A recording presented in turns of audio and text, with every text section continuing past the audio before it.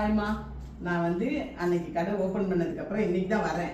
சரிங்களா, பக்கத்தில் தான் இருக்கோம். ஆனால் எந்த நேரமும் பொருள் ரெடி பண்ணுறது தான் என்னோட வேலையாக இருக்குல்ல. அதனால வேண்டி நான் தான் உங்கள் பார்வையிலேயே இருந்துட்டு இருக்கேன், ஆனால் இங்கே இருக்கிறது இல்லை.